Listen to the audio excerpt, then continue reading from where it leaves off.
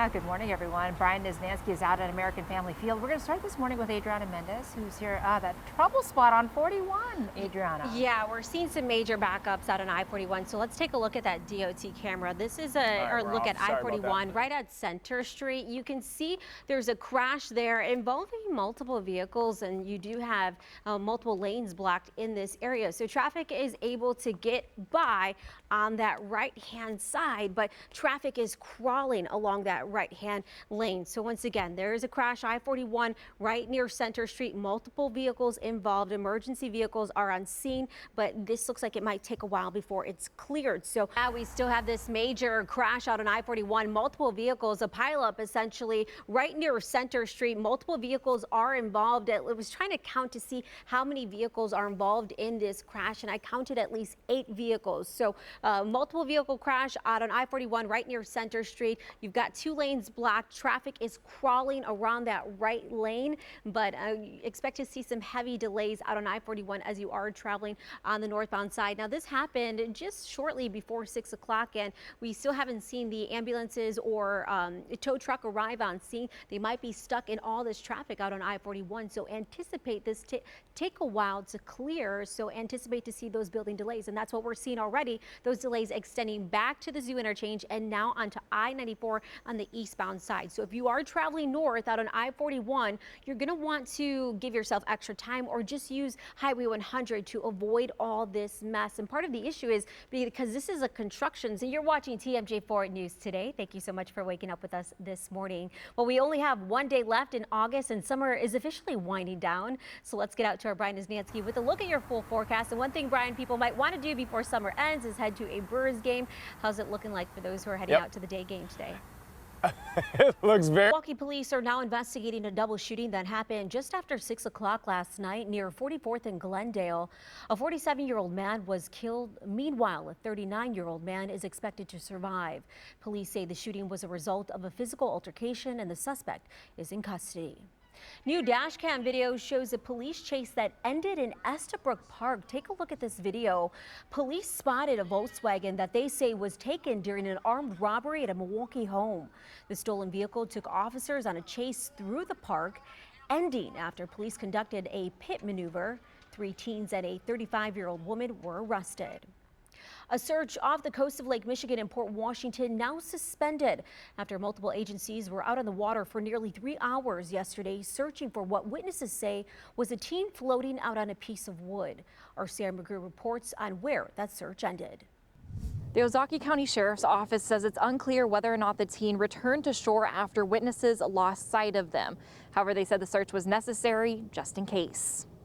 In the early afternoon, a teen was spotted at South Shore Beach in Port Washington using a piece of wood to float out on Lake Michigan. Witnesses state they did not see that person return to the beach. Several agencies responded to the scene, including sonar boats, divers, drones, a DNR aircraft, and Coast Guard personnel. We don't have a lot of information to go off, but due diligence requires that we go take a look and make these efforts. No personal belongings were found left behind at the beach, and the Coast Guard also put out a broadcast to mariners. So there were quite a few eyes on the lake, kind of in the general area that he was last seen, and the way the currents were going. So there have been a lot of people that would have eyes on the lake from one vantage point or another. The Sheriff's Office says there haven't been any missing person reports since the search began.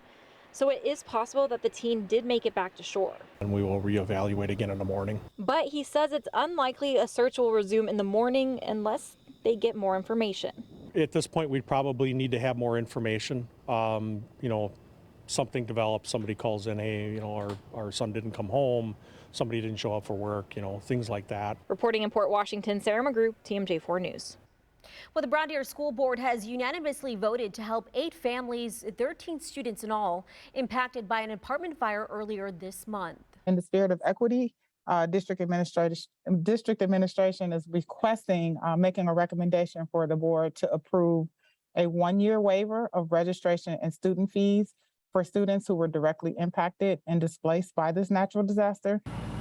The school board expects it will cost the school about $2,000 to cover those fees. More than 40 units are uninhabitable at the River Place apartments because of the fire and water damage. Well, President Joe Biden on the road to announce his Safer America plan. It's an effort to tackle violence nationwide. The president specifically saying his plan will fund the police. It includes hiring and training of 100,000 police officers over the next 5 years. I'm determined to ban assault weapons in this country. It's not about taking away anybody's guns. In fact, we should be treating responsible gun owners as examples.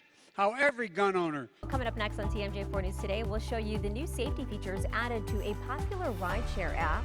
Plus, new research breaks down the importance of paid sick leave and how it could help save lives. All right, welcome back. Well, summer is not over yet, and we're already learning more about Summerfest 2023.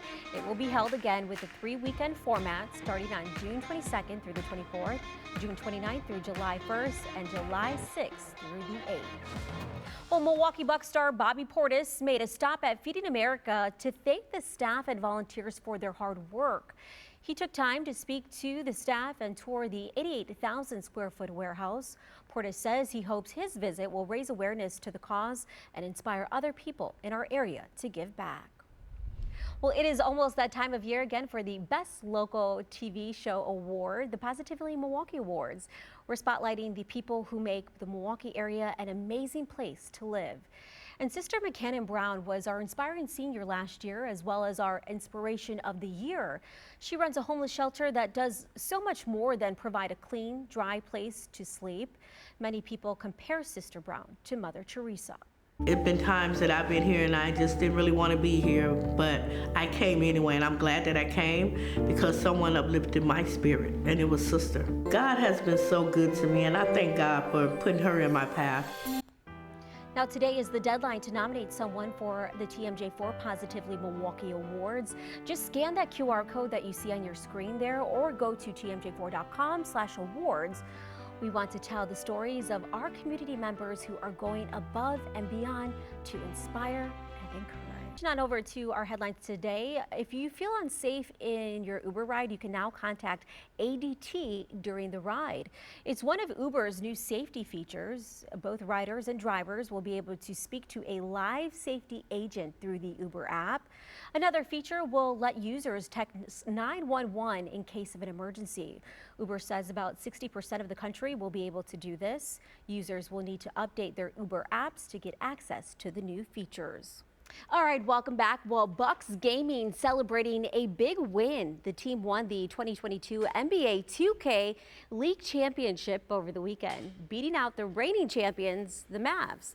Milwaukee Mayor Cavalier Johnson was there to congratulate the players on the franchise's first ever championship win. The NBA 2K Gaming Finals drew in some 1.7 million viewers over the streaming platform on Twitch.